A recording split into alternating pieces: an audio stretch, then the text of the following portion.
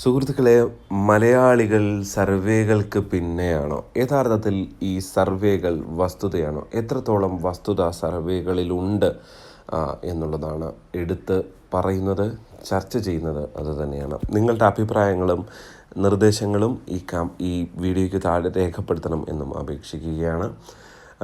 മറ്റൊന്ന്, സബ്സ്ക്രൈബ് ചെയ്യാത്തവർ സബ്സ്ക്രൈബ് ചെയ്യണമെന്നും തുടക്കത്തിൽ തന്നെ അഭ്യർത്ഥിക്കുന്നു.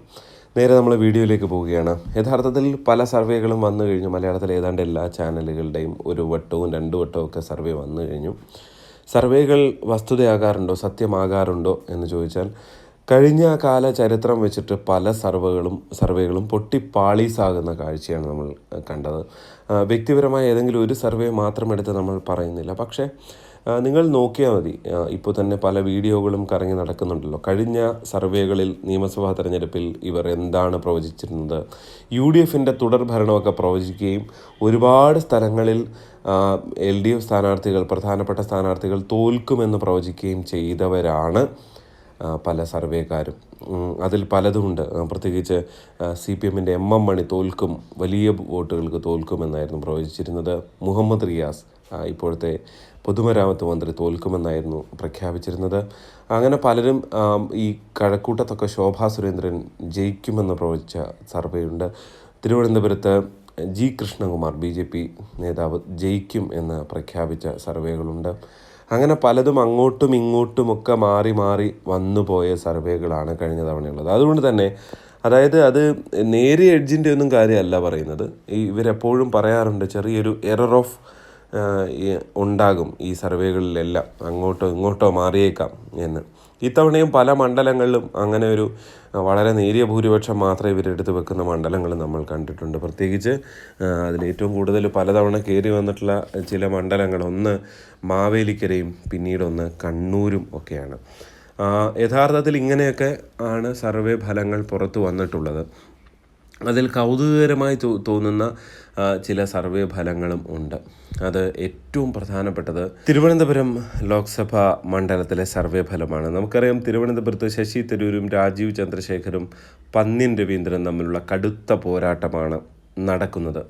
അതിൽ ഒരു ചാനൽ ശശി തരൂരിന് വലിയ എഡ്ജാണ് നൽകിക്കൊണ്ടിരിക്കുന്നത്. അത് ആദ്യത്തെ സർവേയിൽ മാത്രമല്ല, രണ്ടാമത്തെ സർവേയിലും സമാനമായ രീതിയിൽ വലിയ എഡ്ജ് നൽകുന്ന ഒരു ചാനലുണ്ട്. മറ്റ് ചില ചാനൽ ഈ പറഞ്ഞ പോലെ 27, 34, അതേപോലെ 36 എന്നൊക്കെ പറഞ്ഞിട്ട് ഉള്ള സർവേ റിസൾട്ടുകളാണ് നൽകിക്കൊണ്ടിരിക്കുന്നത്.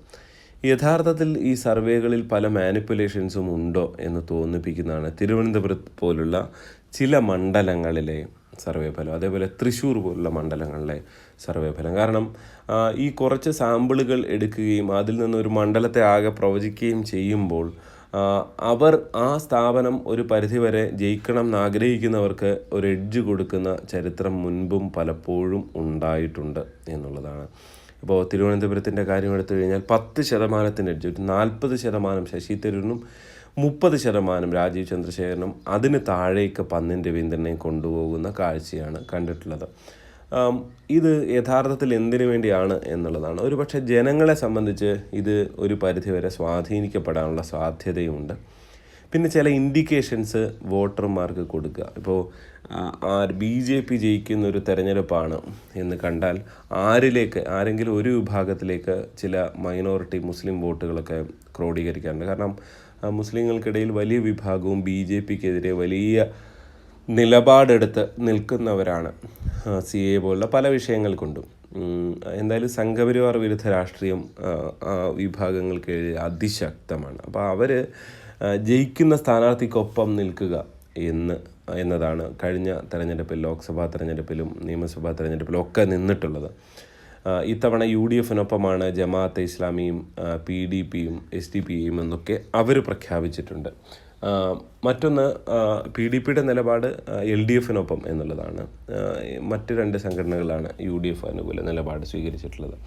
എന്തായാലും തിരുവനന്തപുരത്തിൻ്റെ ഈ പറഞ്ഞ പോലെ 40% എന്ന് പറയുമ്പോൾ, പന്ന്യൻ വളരെ പിന്നിൽ മൂന്നാമതേക്ക് പോകുന്നു എന്ന് പറയുമ്പോൾ, അവിടെ ഇത്തരം വിഭാഗങ്ങൾക്കിടയിൽ കൃത്യമായൊരു സൂചന നൽകുകയാണ്. BJP പിന്നിലുണ്ട്, അതിനും പിന്നിലാണ് പന്ന്യൻ രവീന്ദ്രൻ. അതായത് ഏതെങ്കിലും ന്യൂനപക്ഷ വിഭാഗങ്ങൾക്ക് പന്ന്യനെ പിന്തുണയ്ക്കണം എന്ന് തോന്നിയാൽ അങ്ങനെയല്ല.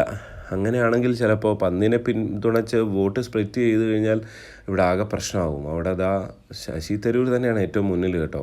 അപ്പോൾ തരൂരിന് തന്നെ വോട്ട് കൊടുക്കണം എന്ന സൂചന നൽകുന്ന ഒരു എന്താ പറയുക, ഒരു സർവേ ഫലമായി മാറുന്നു ഇതെന്നുള്ളത്. കാരണം നമുക്കറിയാം തിരുവനന്തപുരത്ത് അത്രയും കടുത്ത പോരാട്ടമാണ്. മറ്റ് പല സർവേകളിലും പറഞ്ഞിട്ടുള്ളതുപോലെ ഒരു 2, 3, 4% വ്യത്യാസം മാത്രമായിരിക്കും മുന്നണികൾ തമ്മിലുണ്ടാകുക. അത് ആര് മുന്നിൽ എന്നൊന്നും നമ്മൾ പ്രവചിക്കുന്നില്ല. നിങ്ങൾക്കറിയാം അവിടുത്തെ പൾസും കാര്യങ്ങളൊക്കെ പലതവണ നമ്മൾ സംസാരിക്കുകയും ചെയ്തിട്ടുള്ളതാണ്. അതേപോലെ മറ്റൊരു മണ്ഡലമാണ് BJP ജയിക്കും എന്ന് തോന്നുന്ന വേറൊരു മണ്ഡലമാണ് തൃശ്ശൂർ. ജയിച്ചേക്കാം എന്ന് തോന്നുന്നൊരു മണ്ഡലം.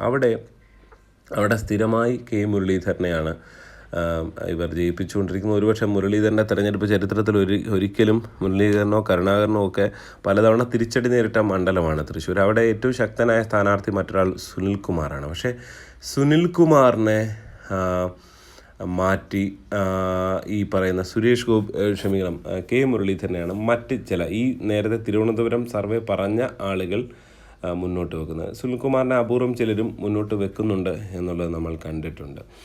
അങ്ങനെ ആകെ മൊത്തം എന്താ പറയുക, നിങ്ങൾ വോട്ട് ചെയ്യേണ്ടത് സുരേഷ് ഗോപി ജയിക്കാൻ സാധ്യതയുള്ളതുകൊണ്ട് K. മുരളീധരനെ തന്നെ വോട്ട് ചെയ്യുക എന്നൊരു ഇൻഡിക്കേഷൻ കൊടുക്കുന്ന തരത്തിലായി പോകുന്നു അത്തരം സർവേകൾ എന്ന് പറയേണ്ടി വരും. മറ്റൊന്ന് LDF വലിയ തോതിൽ 7-8 സീറ്റുകളൊക്കെ 7 സീറ്റ് വരെ എന്നൊക്കെ പ്രവചിക്കുന്ന പല സർവേകളും കണ്ടു. യഥാർത്ഥത്തിൽ LDF അത്രയും സീറ്റ് കിട്ടാനുള്ള സാധ്യത വളരെ കുറവാണ് എന്ന് LDF തന്നെ വിലയിരുത്തുന്നുണ്ട്. ഇപ്പോൾ കാരണം ഏറ്റവും പ്രധാനപ്പെട്ടത് ഇവിടെ മോഡി വിരുദ്ധ വികാരം ഉള്ളത് ഒരുപക്ഷെ ചില മൈനോറിറ്റി വിഭാഗങ്ങൾക്കിടയിലും അങ്ങനെയൊക്കെയാണ്.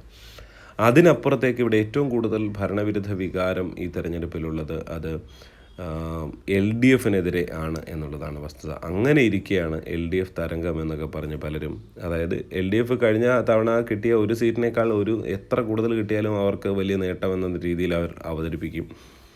അപ്പോൾ അവിടെയാണ് 7 സീറ്റ് എന്നൊക്കെ പറയുന്നത്. എന്തായാലും അത്രത്തോളം എത്താനുള്ള സാധ്യത കാണുന്നില്ല എന്നുള്ളതാണ്. സംസ്ഥാനത്തിൻ്റെ ഒരു പൊതു രാഷ്ട്രീയം വിലയിരുത്തിയാൽ കാണുന്നില്ല എന്നുള്ളതാണ് വസ്തുത. പൊതുവെ ഒരു UDF അനുകൂല സാധ്യതകൾ തന്നെയായിരിക്കും ഉണ്ടാകുക. ഇപ്പുറത്ത് ചില സീറ്റുകളിൽ BJPക്ക് സാധ്യതയുണ്ട്. ഇപ്പോൾ തിരുവനന്തപുരം, ആറ്റിങ്ങൽ, പത്തനംതിട്ട അത്രത്തോളം പറയുന്നില്ല, പക്ഷേ തൃശ്ശൂർ, ഇങ്ങനെ ഏതെങ്കിലും ചില സീറ്റുകളിൽ സാധ്യതയുണ്ട് എന്ന് തന്നെ പറയേണ്ടി വരും. ഇതൊക്കെയാണ് വസ്തുത. അപ്പോൾ സർവേ ഒരു റേറ്റിങ്ങിന് വേണ്ടിയുള്ള ഏറ്റവും പ്രധാനപ്പെട്ട ഉപാധി എന്നുള്ളതിനപ്പുറത്തേക്ക് ചില മാനിപ്പുലേഷൻസും അതിൽ നടക്കുന്നുണ്ട് എന്ന സൂചനകളാണ് ഈ യുക്തിപൂർവ്വം ഈ സർവേകളെ വായിച്ചാൽ മനസ്സിലാക്കുന്നത്. അപ്പോൾ സർവേകളെ മാത്രം നിങ്ങൾ വിശ്വസിക്കേണ്ട.